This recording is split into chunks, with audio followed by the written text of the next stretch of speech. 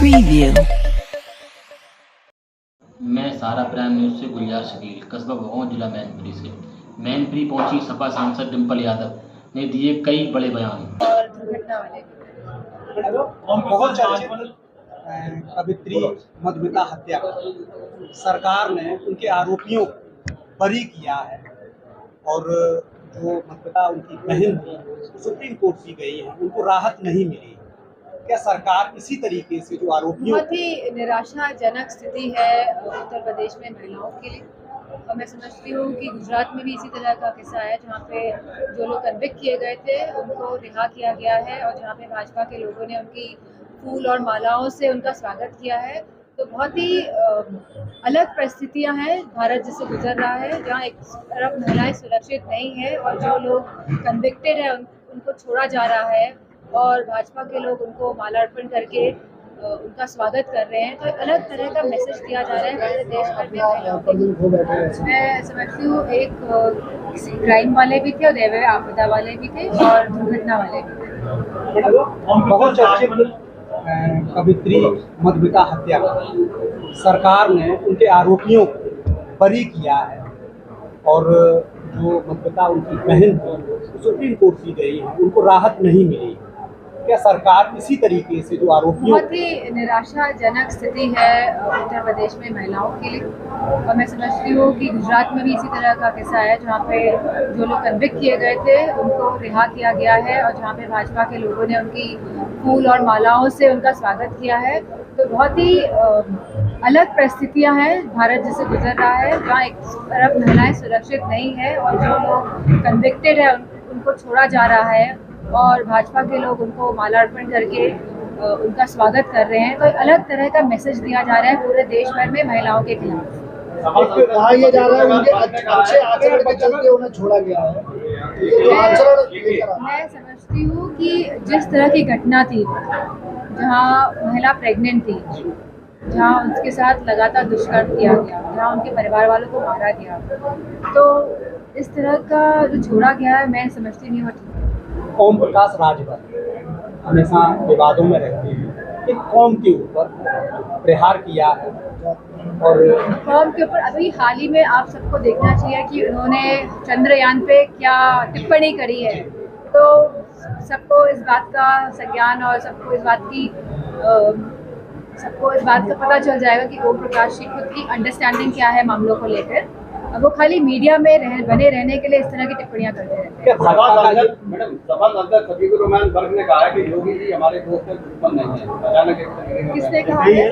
सपा सांसद हमारा कोई भी दुश्मन नहीं है।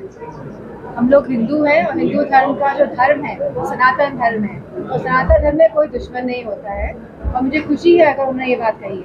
मैडम, सबसे ज़्यादा सत्ता पक्ष को इस समय जो है व्याप्त वो सपा से, कारण ये है कि यूपी में सपा के अलावा आपको समझना चाहिए कि डबल इंजन की सरकार थी, जहाँ 10 साल केंद्र सरकार को पूरे होने जा रहे हैं, वहीं 7 साल हमारी राज्य सरकार के भी पूरे होने जा रहे हैं और बहुत सारी उम्मीदें थी और बहुत सारे वादे किए गए थे जनता को। हमारे युवाओं से बहुत सारे वादे किए गए थे, किसानों से वादे किए गए थे, महिलाओं से वादे किए गए थे और अपने वादों पे बिल्कुल खरी नहीं उतरी। प्रधानमंत्री नरसिम्हा राव को भाजपा का पहला प्रधानमंत्री बताया है। मुझे इस बात का संज्ञान नहीं है। उनकी अभी एक किताब भी आई है। जी मैंने इस बात में संज्ञान नहीं लिया। मैं देख के बैठा। गौतम गंभीर भाजपा सांसद ने बताया कि जो मणिपुर में जिस तरह घटना हुई है उसमें अपने आप को भारतीय बोलने में शर्म आती है। इस तरह के बयान को भाजपा का सांसद द्वारा आप किस तरह से देखते हैं? मैं समझती हूँ उनमें हिम्मत थी जो उन्होंने प्रखर होकर अपनी बात रखी है, क्योंकि संसद में मणिपुर के 2 सांसद थे और उनको बोलने तक की अनुमति नहीं दी गई। तो आप समझ सकते हैं कि कितना उनको दुख पीड़ा रही होगी कि वो अपने प्रदेश के लिए नहीं बोल पाए, जब पूरी बहस ही मणिपुर में होने के नाम पे शुरू हुई थी। तो सरकार बहुत ही संवेदनहीन सरकार है, ये किसी के दुख और दर्द को नहीं समझती है, ये खाली वोट बटोरने की राजनीति करती है। इन्हें कोई मतलब नहीं है कि जनता किस हालत में है, कैसी परिस्थितियां हैं, कैसी समस्याओं का सामना जनता को करना पड़ता है। जिस तरह से मैडम चुनाव आयोग के पद के उसमें नियुक्ति को लेकर बीजेपी ने कमेटी गठित करके चुनाव पालिका के उससे सीबीआई को बाहर बाहर किया है, इसको लेके आप क्या समझते हैं? क्या इसमें लोकतंत्र क्या बचेगा या आने वाला 2024 का चुनाव प्रभावित कितना होगा? मेरा अनुमान है कि 2024 का चुनाव है तो हमारे संविधान जो बाबा भीमराव अंबेडकर जी ने दिया है उसको बचाने का ये चुनाव है। जहाँ तक 80% की राष्ट्रीय जिसने बात करी है, तो हम सभी चाहते हैं कि जो आखिरी पंक्ति में जो इंसान खड़ा है, जो हमारे देश के लोग खड़े हैं, उनको हक और सम्मान मिलना चाहिए। सांसद मैडम, आज प्रधानमंत्री के आर्थिक सलाहकार देवराव जी, उन्होंने एक आर्टिकल में इंटरव्यू दिया था और उन्होंने कहा था कि भारतीय संविधान को अब बदलने की जरूरत है। जी, क्या ब्रिटिश काल को ये लागू करना चाह रहे हैं? आने वाला वक्त जो होगा, जिस तरीके से हर 17 साल की एक कई जगह मैं समझती हूँ आने वाला जो चुनाव है वो लोकतंत्र को और बाबा राव भीम साहब अम्बेडकर जी के संविधान को बचाने का चुनाव है। कि हमारे हक, सम्मान और अधिकार का चुनाव है। जिम्मेदार व्यक्ति पद पे है, क्या प्रधानमंत्री या संबंधित भाजपा एक कॉकटेल की तरह काम करती है अधिकारियों को सामने लाकर? कांग्रेस प्रवक्ता पवन खेड़ा ने कहा है कि बीजेपी जैसी और पार्टियों पर परिवारवाद का आरोप लगाती है। क्या वो ये तय कर सकते हैं कि जो परिवारवाद वाली पार्टी वो उनके गठबंधन में शामिल नहीं या अभी है नहीं? आपको मैं बहुत ही ये रिकॉर्ड मत करिएगा। तो ये जो परिवारवाद वाले तो सभी जानते हैं भाजपा में कितना बड़ा परिवारवाद है। तो हमारे एक सांसद जी थे, सबने क्विट इंडिया मूवमेंट को लेकर प्रदर्शन किया हाउस के बाहर एंड सबको पकड़ाई गई तख्तियाँ, तो वो परिवारवाद वाले ही थे। तो उन्होंने देखा अरे मैं तो परिवारवाद वाली, इसको बदलिए करप्शन वाली दीजिए। तो मैं समझती हूँ 2024 में आप यहीं से इलेक्शन लड़ेंगी या फिर कोई जिला बदलेंगी? इसको कोई मंथन हुआ अभी तक? नहीं, ये तो पार्टी तय करेगी कि ये चुनाव कहाँ से लड़ना है और लड़ना भी है। स्वास्थ्य व्यवस्थाएं जहां सबसे ज़्यादा ये सरकार ये कहती है कि जो प्रधानमंत्री स्वास्थ्य बीमा से संबंधित सबसे ज़्यादा जो रिपोर्ट इस समय आई है कि वो सुने हुए हैं, फर्जीवाड़ा घोटाले हुए हैं। आप इसमें सही कह रहे हैं।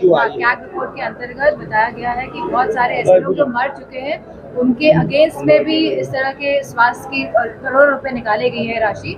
ये बहुत बड़ा घोटाला है। यही घोटाला नहीं है, हमारे रोड कंस्ट्रक्शन के घोटाले हैं और जहाँ तक बहुत बड़े बड़े घोटाले आप देखेंगे सामने आएंगे। और ये खाली 5 किलो राशन दे के लोगों को सीमित रखना चाहते हैं। लोगों को जहाँ ये बात करते हैं कि लोग पर्याप्त बने, आत्मनिर्भर बने, लेकिन ये निर्भर रखना चाहते हैं। ये नहीं चाहते हैं कि समाज एक साथ आगे बढ़े।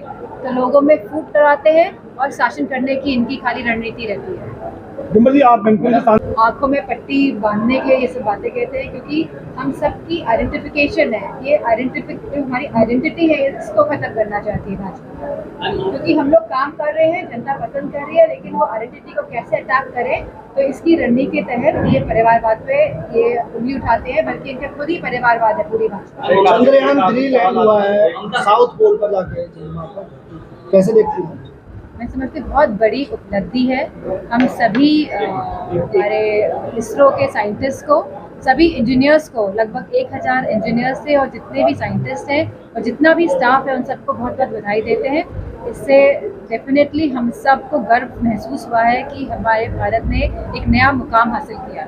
मैडम, विपक्ष गठबंधित होकर एनडीए के खिलाफ चुनाव लड़ने जा रहा है। गठबंधन का नाम इंडिया रखा गया। क्या लगता है आपको इंडिया नाम से आपको एडवांटेज मिलने वाला है या गठबंधन की कुछ अलग ताकत या कुछ एजेंडा? मैं समझती हूँ इंडिया नाम ताकत तो है गठबंधन की, क्योंकि इसमें सब रीजनल पार्टीज हैं और ऐसी रीजनल पार्टीज हैं जो बहुत स्ट्रॉन्ग हैं अपने क्षेत्र में।